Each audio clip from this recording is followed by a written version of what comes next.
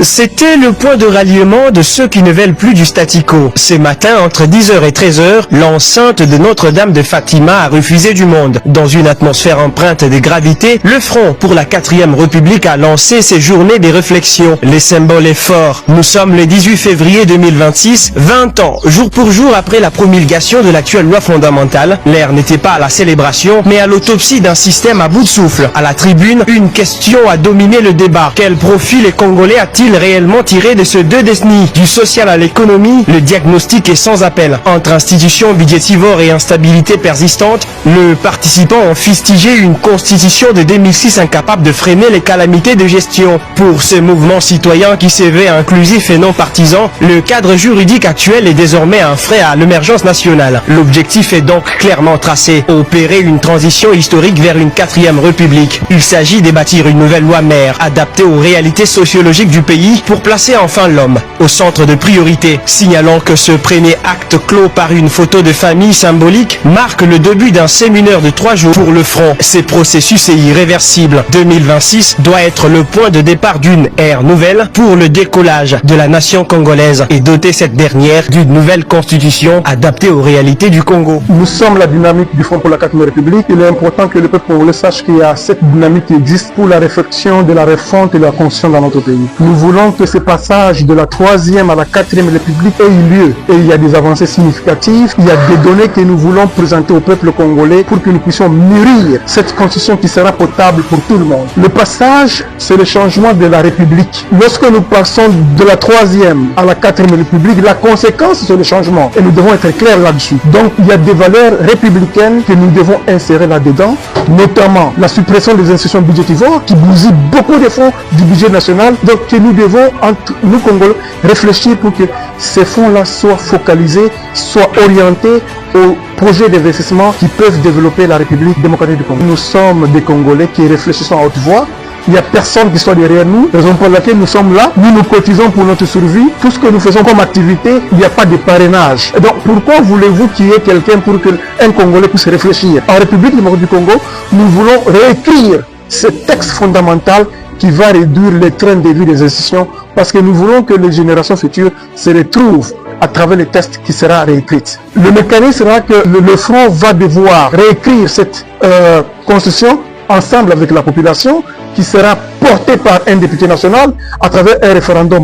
Donc nous allons devoir sillonner à travers la République pour que nous puissions non seulement sensibiliser, vulgariser, mais rendre des messagers. Parce que ce qui est fait pour le peuple, sans le peuple, est fait contre lui. Nous avons opté pour que nous soyons en contact direct avec cette population qui est le souverain primaire qui décide. Nous sommes des hommes et des femmes capables d'apporter un changement dans notre pays. Nous n'allons pas attendre que quelqu'un, qui que ce soit, vienne nous prêter main forte. Lorsqu'il y a la passion, il y a la volonté politique. Nous allons le faire. Nous avons réuni le peuple congolais aujourd'hui. Il est aussi possible. Hier, nous avons été dans le maniement. À Kinshasa, il y a eu beaucoup d'activités qui ont nécessité beaucoup d'argent, mais nous sommes cotisés pour que ce soit une réussite. Donc nous allons continuer ainsi et doter de cette République d'une nouvelle constitution qui va donner de l'espoir au peuple congolais. Pourquoi les gouvernements provinciaux? La constitution, c'est la 10 par province.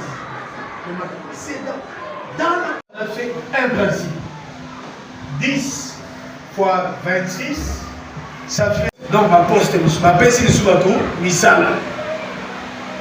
11 provinces, non. Les vice-gouverneurs, ça fait 50 000. Et intention, Yamoutakomaka Yamo est posé déjà problème. L'esprit du constituant y a se retrouvé. Constitution, 28 articles. États-Unis, 26 articles. Exécutif. Le Parlement législatif. Cour et tribunaux, pouvoir judiciaire. Mais pourquoi on a des institutions du pouvoir exécutif? Pourquoi on en a deux? Pourquoi on en a deux? C'est le pouvoir exécutif. Parlons-en. En fait, dans l'esprit du constituant, on ne voulait, au même moment, on ne voulait pas avoir un nouveau Mobutu. Les gens de la composante, ici on est en train de de critiquer les textes, hein, pas les individus, s'il vous plaît. On a évité d'avoir un maréchal Mobutu. Et au même moment, la composante PPRD, gouvernement, pas PPRD, composante gouvernement, voulait tout faire pour que Joseph Kabila soit président. Reste. Et on va dire, bon, on va faire que les présidents de la République ont pensé à Joseph Kabila, qu'il soit un président, l'individu, on le laisse là, mais il ne sera pas comme Mobutu. Parce que si on devait parler des institutions, de l'institution président, les gens ne réfléchissaient pas comme ça. Un président qui n'a presque pas de pouvoir. Il a fait le frais, le président de la République, Félix Antoine Tshisekedi, fait le frais. Il est président élu pour 60 mois. Ça, vous savez. Le président de la République est élu pour 60 mois. Mais la Constitution est amputée déjà 4 mois, si pas 5 mois. Le jour où il prête serment, il n'a pas de gouvernement. J'aime bien quand l'honorable Francis me rappelle ça. Il n'a pas de gouvernement. Il a prêté serment. Il y a le contentieux électoral. On ne peut pas installer comme l'institution gouvernement dépend du président, parce que c'est lui qui nomme, il doit attendre le Parlement. Il est déjà président, mais il doit attendre que la majorité se dégage, que le bureau définitif de l'Assemblée soit installé pour...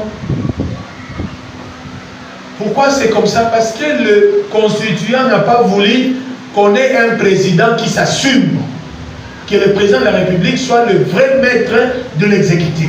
On a éclaté l'exécutif en deux. Je chute.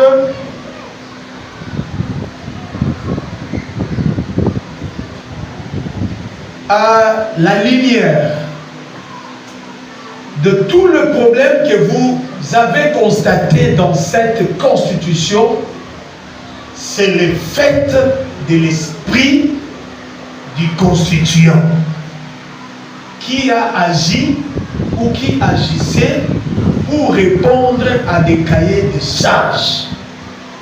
C'est comme ça que nous, Front pour la 4e République, nous voulons une nouvelle République qui va se doter d'un texte qui soit écrit, pensé, inspiré par le Congolais, qui tiendrait compte de réalité, de valeurs, des aspirations congolaises. J'ai dit et je vous remercie. La retenue à la source de 40%, dont l'article 135 dispose, les provinces ont droit à 40% des recettes à caractère national réalisées sur leur territoire. Mais malheureusement, le gouvernement central n'autorise pas ces retenues-là. Par contre, ils ont opté pour la rétrocession. C'est déjà une violation de la Constitution. La Constitution parle de la retenue, mais le gouvernement central parle de la rétrocession de 40%. Or, la caisse de la péréquation n'est même pas dotée des efforts pour la soi-disant rétrocession. Il y a un problème. Donc, au niveau du Front pour la 4e République, il est important que la Constitution soit respectée par tout le monde. Sur ce, nous donnons la parole à M. Maître Francis Okito. Merci de la parole, monsieur le porte-parole. Merci à l'assistance qui a accepté de suivre cette réflexion sur le 20 ans de la Constitution. J'aimerais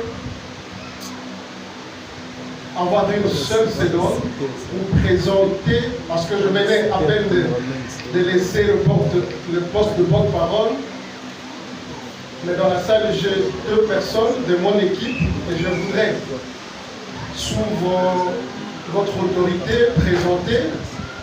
Je commence par M. Pépé, qui était mon conseiller financier, s'il peut s'élever.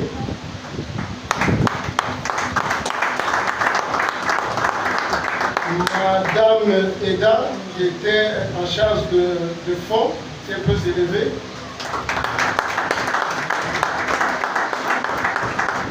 Monsieur Osé, qui était en charge de la photographie et tout ce qui va avec.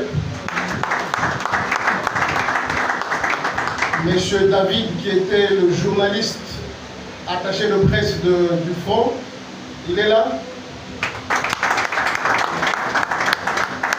Monsieur Christian, qui était le Montparsec, s'il est là, il peut s'élever.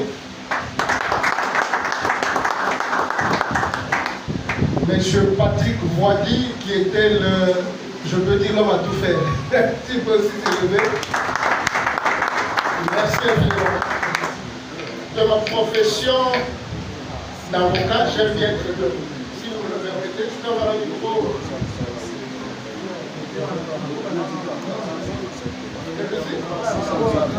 Voilà.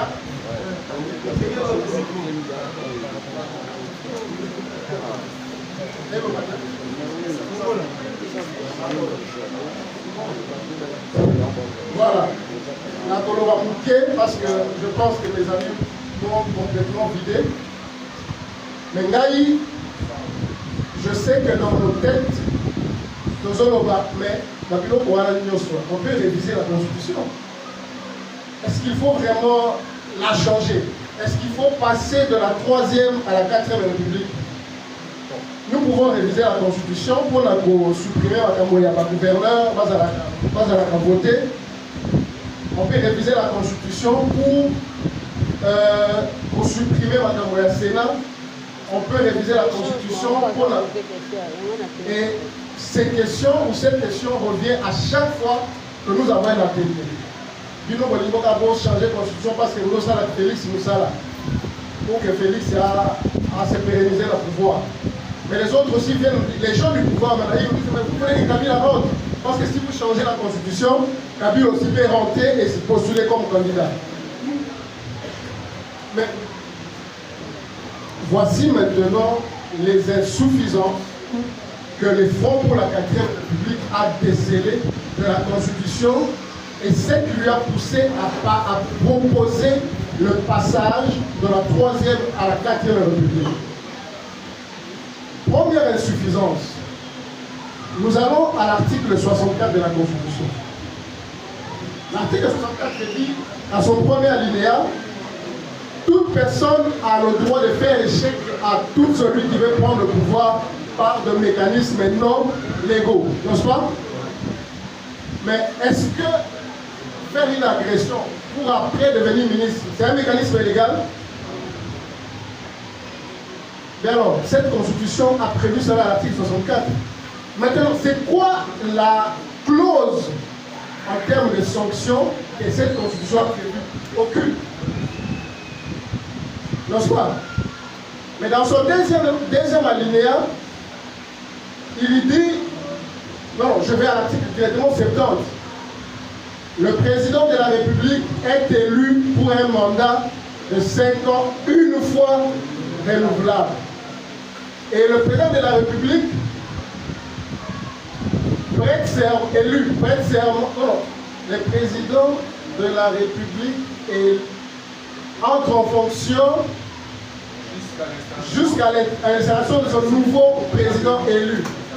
Maintenant, s'il n'y a pas un nouveau président élu, c'est quoi la suite? J'ai proposé que l'atelier soit participatif. C'est quoi la suite? Il reste. Mais parce qu'il n'y a pas de sanctions. Pour qu'un texte soit un texte, il doit avoir des sanctions. C'est dans cela d'ailleurs que les fonds proposent que cet article soit modifié. Mais modifié dans la nouvelle constitution. Et nous allons donner les raisons qui poussent le fonds à passer de la 3e à la 4e République. Le président de la République reste en fonction jusqu'à l'installation du nouveau président élu. Virgule. Au cas où il n'y a pas eu élection à la date prévue, il est réputé démissionnaire. Cette incise que le Front propose que ce soit ajouté à l'article 69 septembre de la Constitution. Vous avez les articles 151, 152 qui parlent de l'indépendance du pouvoir judiciaire, n'est-ce pas? Est-ce que le pouvoir judiciaire est indépendant? Chers frères, est-ce qu'il est indépendant? De la justice. Mais de l'autre côté, on nous dit que le pouvoir judiciaire est indépendant. Il y a un sérieux problème, n'est-ce pas? Deuxième faille. Troisième faille. 290 plus les 33 villes qui existent, on a pratiquement 300 députés et ça peut aller. Les fonds, quatrième faille. La Constitution de 2006 nous apporte le système de suppléance des députés nationaux. Je suis député national, je prends ma fille qui vit à Londres, elle est ma première suppléante. Je prends monsieur qui est très populaire dans la circonscription, je le prends, je le mets deuxième suppléant. Je bénéficie de son influence pour que moi je sois élu député national. Je suis député, une fois que j'ai la chance d'accéder à d'autres fonctions, je suis ministre. Qui devient député national à ma place? C'est ma fille. Est-ce qu'elle a été élue? Elle vit à Londres, par exemple, elle vit à Paris. A-t-elle été élue? À la place de cette insuffisance, les fonds proposent que l'on supprime carrément la suppléance. Vous êtes député à Kinshasa, la commune de Kinshasa, vous êtes élu un seul siège, prenons l'exemple, vous avez 540 voix. Vous êtes élu, c'est vous seul. Mais M. Christian n'est pas élu, mais il a 535 voix dans cette circonscription électorale. Une fois que vous êtes appelé à d'autres fonctions, c'est M. Christian qui vous remplace à cette fonction de député national ou provincial. Les deuxièmes. Malgré qu'il n'a pas été élu, mais parce que c'est un seul siège. Et une fois que vous êtes appelé à d'autres fonctions, les fonds proposent que la personne qui vient en termes de voix dans cette circonscription devient député. Parce qu'elle a la confiance de cette circonscription électorale, n'est-ce pas? Les fonds décèlent encore une insuffisance dans notre constitution. Nous allons maintenant, dans cette insuffisance, toucher l'article 220. C'est le problème, c'est le nez du problème, n'est-ce pas? Voici ma voté. Nous avons voté. Maintenant, l'article 220 de la Constitution verrouille certaines matières, mais elle lui-même n'est pas verrouillée. Il verrouille des matières, notamment les matières de l'article 6, l'article 51, 52, l'article 151, 152, des articles 4, mais lui-même ne se verrouille pas. Mais nous voulons maintenant toucher les mentions verrouillées de l'article 220. C'est parmi les motivations qui nous poussent à parler du changement de la Constitution, parce que ces matières que nous touchons de l'article 220 ne peuvent pas être modifiées. On ne peut pas modifier ces mentions. On vous dit la représentativité du gouvernement. Que veut dire la représentativité du gouvernement? Et on dit que cette matière ne peut pas être modifiée. Ne peut pas, on ne peut pas. Mais que veut dire la représentativité du gouvernement? La représentativité voulait dire la géopolitique. C'est-à-dire qu'on a supprimé la compétence et on l'a remplacée par la géopolitique. Pourquoi? Nous avons vu dans ce pays des gens qui ne savent pas lire ni écrire devenir vice-ministre et ministre dans ce pays.